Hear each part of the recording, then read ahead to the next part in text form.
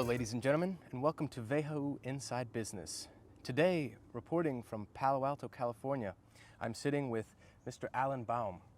Alan is one of Silicon Valley's legends in the space of computer science and design. Alan was introduced to the computer design as a hobby by Steve Wozniak, one of Apple's founders.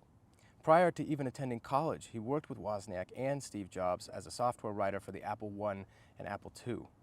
After completing his studies in computer science from MIT, Alan returned to Silicon Valley and worked at HP and Apple, among other places. He finished his career developing Xeon processor chips in Intel in 2012. Today, Alan is an advisor to Esperanto Technologies, a Silicon Valley startup, and volunteers at the Computer History Museum. Welcome, Alan. Good to have you on. Thanks. So, I think with someone with your experience and just what you've seen and how the Valley has transformed from when you started here in '86, or at least when you joined Apple in '86, can you give us just kind of your perception for how the Valley has changed? What were the big trends, and today, what is lacking, what is better, what is different? Well, the big changes: less air pollution, more traffic, fewer orchards. There used to be orchards everywhere, and now they're all tilt-up buildings with fabs in them often. Those are the really sort of macro changes, but it's very weird. We're in Palo Alto, and Palo Alto seems to be, you think of Silicon Valley as the hub of everything, but Palo Alto is really one end of Silicon Valley, the Stanford end. But so many things started in Palo Alto.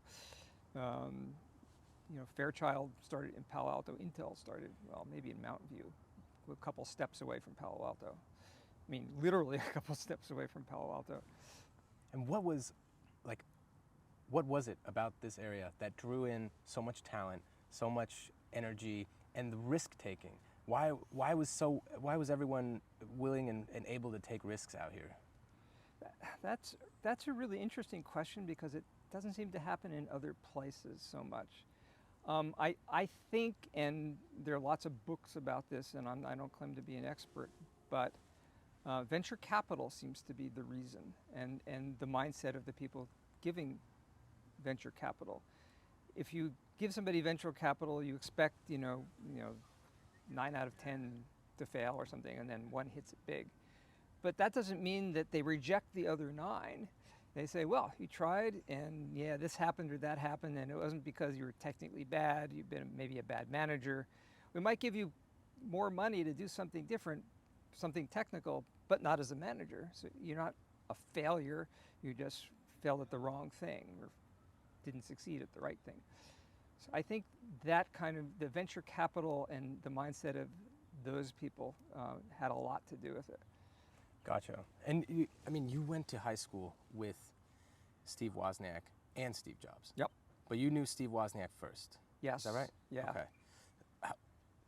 Tell me about Steve. The Woz. We met because I was going to a math contest or something. And he did also, I guess, and we somehow bonded over that. But the one incident that really made a difference is in the morning there's homeroom. Everybody has a homeroom, and they all sit down. And I walked through the library once just before school started, I guess, and there was a guy sitting in the corner just furiously drawing pictures on a piece of paper. And I looked over and said, "What are you doing?" And he said, "I'm designing a computer." And I went, "What?" He said, "Yeah," and he held up a Varian 620i manual. And he said, "Yeah, this talks all about how the design is, how the instruction set works, all that stuff. And I'm designing it out of Gates." And I went, "Whoa, I want to learn how to do that." And that's how we kind of bonded. And that's how I learned to do that, was he taught me. So Steve Wozniak taught you how to code and build a computer, essentially, right? Yeah. Well, I wouldn't say code, because in those days you didn't code a computer, you drew logic diagrams. Yeah, right, okay. Gates and wires. So who taught you how to code? So the high school got a timeshare terminal, which I thought was really cool, and they let people use it, except all the seniors got all the time. Mhm. So one of the, I learned BASIC for that, I think. I got the manual, started reading it. Oh, okay, fine. Wrote some super simple programs, like solving quadratic equations. And then one of the parents of somebody said, hey, well, somebody in that class said, hey, my father has a computer over at work. He'll let us go over there and use it. It has Fortran, so I had to read the Fortran manual and write some stupid, simple program. You would not believe how many bugs you can get into, 18 lines of code. No. A lot when you're first learning. Yeah. And then another parent said, hey, we got a IBM computer 1130 over there. You just come in and use it anytime you want. So that was just me and Woz would go over there. We were allowed to take off time from school and go over there and start programming. And we did all sorts of simple programs, powers of two and night smooths and that kind of thing. And what year was this? That would have been probably his senior year, so 69. 69. Okay. And then what happened? Because you went back to college back east, MIT. I went back east to college in 70, and he was already he'd gone to Colorado and come back probably by then. Gotcha. Okay. And then, so how did you get involved with Apple for the first time? I have to think about this.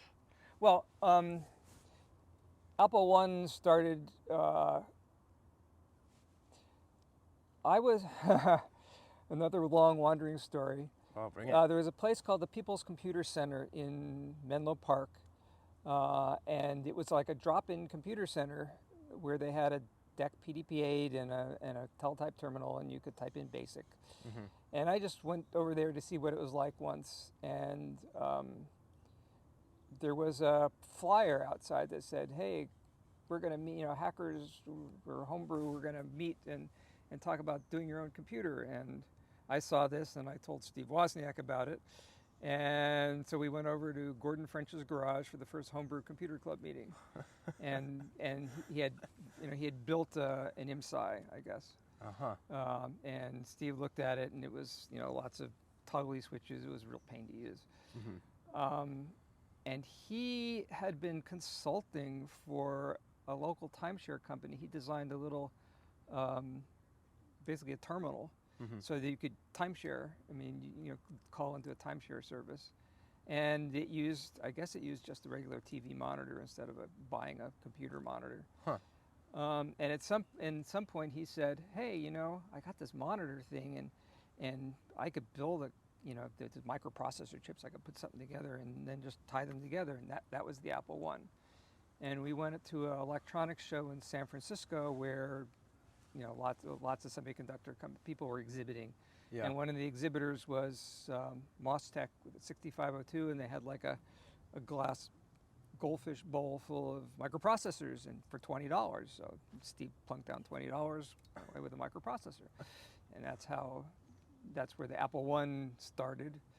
And then he realized, hey, I got all this stuff for the terminal. It's got shift registers for refreshing memories. It's kind of a pain. I got a microprocessor and it's got memory. Why don't I just pull the bits out of, the characters out of memory? And that's how the Apple II started. Son of a gun. Wow. He was pretty inventive. So, he did stuff that nobody else did. Both the Apple I and the Apple II used DRAM, and nobody else did that. Nobody else could figure out how to get it to work. So what was their relationship at this early point, Jobs and Wozniak? And then when it became, after Jobs left the company and came back, like how did that change over those? But what was it like this when they were first putting these two together to make the Apple I and II? Steve, I actually almost started a business with Steve once upon a time. Really? Steve Jobs. Okay. He wanted to do something, and we knew we could build like a counter timer thing. And you could build like frequency counter. I mean, people were selling, HP was selling frequency counters, and he had worked for HP. So we figured we could do that too. And we cobbled something together. He was not technically illiterate. I mean, he had some smarts. He was no expert, and it wasn't his strong suit. but he was really driven to actually do something, and that's the same thing that he did with Steve Wozniak. They bonded over being able to do electronics projects and stuff through a mutual friend, Bill Fernandez, Yeah. who was Apple employee number something 3 or something. And so when Steve Wozniak showed up with Apple One, says, "Hey, this is really cool. We should do something with this," and it was completely his idea to do a business. I mean, Woz had no interest in a business. Got it. So Steve was the guy who monetized Oh, this. very much so. Okay. Because he knew there was something there. Did Wozniak kind of push back on that, or did he kind of let Steve do his thing while giving the freedom to keep reinventing stuff? Yeah, I think Steve Jobs understood business more than Steve Wozniak did. So yeah, Jobs pushed it a bit, and like he wanted to build these boards, just bare boards for the Apple One, and sell them for, I don't know, $50, $100, and they cost $20. And Steve Wozniak going, mark it up 5 times. That's outrageous. You can't. But and he didn't understand that. Yeah, we got to pay for your time, not just for the materials, because you spent all this time designing it. All that stuff that MBAs understand. Woz didn't. Steve Jobs did. Got it. And he was a really smooth talker. Yeah. And then, so when did you meet Steve Jobs for the first time? How was that? I mean, it was in high school, obviously. It was. Yes, it was in high school, probably my senior year. He was 2 years behind me. Woz was 2 years ahead of me. And my father had given me his old car. It was a really weird car, but it didn't work because it needed an engine rebuilt. So rebuild the engine, you get the car. So he helped. I mean, I had no idea how to rebuild an engine. I do now. Well, I did then anyway. New cars. Yeah. Tesla engine or Tesla motor. Yeah, I don't think so. And at one point I had to take the steering wheel off or something. And the steering wheel, there's this hub, and the thing that holds the steering wheel on is this enormous nut. And it's inset. It's like, how do I get that out? And Steve Wozniak said, hey, well, I know Steve Jobs. His father, his hobby is rebuilding cars and selling them, and he's got lots of tools. Let's go over and see if he's got the right socket wrench to get in there and do that. And that's how I met Steve Jobs. And yes, his father had the right socket, and I was able to get this. Fascinating. No, it's crazy to me how local all of this was. I mean, Apple is now the largest, most profitable company, not largest market cap in the world. Yep. And these guys met at high school, fixing cars, and yeah, it's a dirty job if somebody has to do it. But and that's why I wonder. You've seen it, kind of how Silicon Valley started then. Is it the same now? I mean, are we still having these kind of garage startups that are able to pop up? And I think it's a little different now, just because venture capital is different now. Back then, there wasn't. Well, how was Apple funded? Apple was funded because. And basically an angel investor, Mike Markkula. He was working at Intel. He was a marketing guy at Intel. I don't know if he was a VP, but he might have been, and maybe he was retired already. And he saw what a startup could do because he was part of Intel. And he, how was it? Steve Jobs tried to talk somebody into something. Don Valentine, maybe somebody. And Don Valentine said, hey, Mike, you should take a look at these guys. And Mike Markkula saw what they had and said, okay, I can do something with this. And he put his own money into it. So he bought a goodly chunk of the company. Yeah. And it made all the difference in the world. Both he was there as his expertise as a marketeer, and his money that really made a difference. Doing that these days, I think, would be harder. Well, in some sense, there are lots of university students going out starting startups, and with their professors or something, and they do amazing stuff. But there's more competition. There's lots of people doing amazing stuff now because they see this, and Apple is really the right place at the right time. Yeah. in more ways, and had just fantastic technology that no one else had. Yeah, because I mean, even like similarly to Apple, now you kind of get the sense that Silicon Valley is focused a little bit more on monetization than on innovation as much. And these big tech firms, and I wonder, from an insider, is that an accurate portrayal of the Valley, or is there still, this ability to create from scratch, from nothing, put the minds together? Or, I mean, back when you started in '86, the 10 largest companies is it General Motors or Exxon, and now top 10 are mostly tech.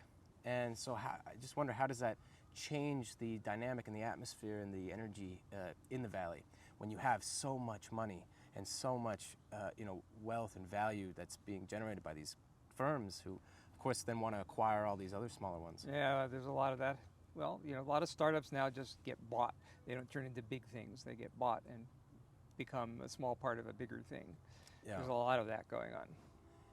But that, I mean, it's kind of what Apple needs to do to survive, is buy up some of these ones that will add, strategic value to their company, huh? Well, yeah, and they're usually they're not buying products, they're buying people that they know are really smart and can do those products. Gotcha. Facebook, my I don't know everything about what Apple's been doing, but I see Facebook, buying. I'm trying to remember the names of Instagram, things like that, and they keep it as Instagram and they just add it to their portfolio. Yeah. They don't take the Instagram people and say, we know you're really smart, so we want you to do this other thing. Got it. Yeah. So yeah. that's a difference. Well, speaking of Facebook, because you've gotten really big into AI and machine learning, and I guess I have two questions on that. But with who is the leader in Silicon Valley doing the best work with regards to AI and machine learning?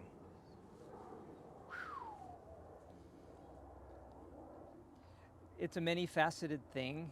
There isn't just an AI. There's lots of different facets. Mm-hmm. The startup I'm working for is focusing more on low power, high performance at low power. NVIDIA seems to be they got a really, really smart CTO, and they're doing really good work, and they're much higher power, but also the high everybody's chasing them in terms of performance, just raw performance. Then, I mean, taking this idea of machine learning and AI, which is everywhere now, and even when they're not actually doing AI, startups will say they're doing AI to get funding, but maybe not here, but either way, the consumer internet part of Silicon Valley, Facebook, Google, that was, I mean, other than, of course, the personal computer, and which turned into the iPhone, then it became consumer internet, and now it's AI. Do you see, am I nailing it? Like, where's the trend coming next for what the Valley is going to be producing, or are they going to be kind of anchored to this? I mean, Meta's really been trying to switch over from consumer internet to, virtual reality and this sort of thing, which is still kind of an outset of consumer internet. But are they going to get snagged by this, by this big anchor of consumer internet, or how's the Valley progressing? Boy, there's always a new trend. This year's, iPhones was a trend, and look, now there's lots of people making iPhones. There was tablets. Everybody, people are copying Apple a lot. We'll see what Apple does. But AI is a technology that will go into lots of different things. Actually, graphics was a trend for a while. Yeah. I'm associated with the Hot Chips Symposium and conference, and we look at the programs over the years, and 1 year there'll be a graphics ship, and the next year there'll be a graphics session, and next year there'll be 2 graphics sessions, and then they'll be dominated by graphics session, and then there'll be 1 graphics session, and so things come and go in cycles. Mm-hmm. This year, the last couple of years, it's been AI and machine learning, lots of that. So I expect the same thing. Maybe the same thing will happen with virtual reality or augmented reality. Yeah, and what about China when it comes to AI? And I know we're trying to pass through legislation that'll at least bring chip manufacturing back, but are they winning the AI race? Hard to say. They have a lot of actual cultural barriers, but they also have a lot of people and a lot of money. And they, as a country, a sovereign country, are putting their money into that. They are venture capitalists. The whole entire country is a venture capitalist is focusing, and that's what the CHIPS Act is doing, is saying, hey, we can't compete with that. Therefore, we have to do kind of the same thing. That's how I interpret it anyway. Got it.